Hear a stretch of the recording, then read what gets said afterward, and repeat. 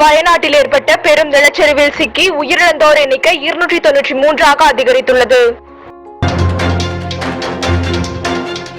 முன்னாள் IAS பயிற்சி அதிகாரியான பூஜா ஹெக்டரின் முன்ஜாமீன் மனுவை தள்ளுபடி செய்தது டெல்லி நீதிமன்றம். நிலச்சரிவால் பாதிக்கப்பட்ட மக்களுக்கு உதவி செய்யும் வகையில் வயநாட்டில் தமிழக அரசு சார்பில் மருத்துவ முகாம் அமைக்கப்பட்டுள்ளது. தமிழக அரசு அனுப்பிய மருத்துவ குழுவினர் வயநாட்டில் முகாமிட்டு மருத்துவ உதவிகளை செய்து வருகின்றனர். மயிலாடுதுறை மாவட்டம் சீர்காழி அதன் சுற்றுவட்டார பகுதிகளில் கனமழை பெய்து வருகிறது. வைத்தீஸ்வரன் கோயில், சடநாதபுரம், திருமுல்லை வாசல், கொள்ளிடம், பூம்புகார் உள்ளிட்ட பகுதிகளில் கனமழை பெய்து வருகிறது. விஜய் நடிப்பில் உருவாகி வரும் தி கோட் படத்தின் 3வது பாடல் ஆகஸ்ட் 3ஆம் தேதி வெளியாக உள்ளதாக அறிவிப்பு. வெங்கட் பிரபு இயக்கத்தில் AGS நிறுவனம் தயாரிக்கும் இந்த படத்திற்கு யுவன் சங்கர் ராஜா இசையமைக்கிறார்.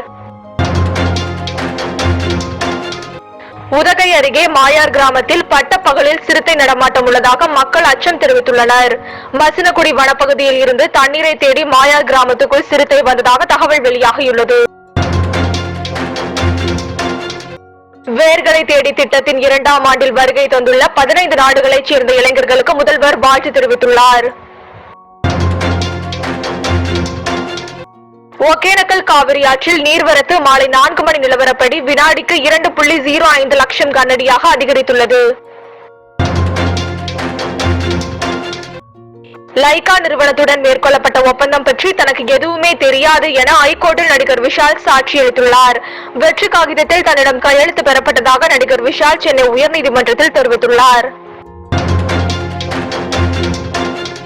சென்னையில் மாருதி பலேனோ காரில் இந்துஸ்தான் பல்கலைக்கழகத்தில் இருந்து வீடு திரும்பும் பொழுது கட்டுப்பாட்டை இழந்த கார் பல்டி அடித்து விபத்து ஏற்பட்டது. காரில் பயணித்த 5 பேரில் 3 பேர் பலியாகினர்.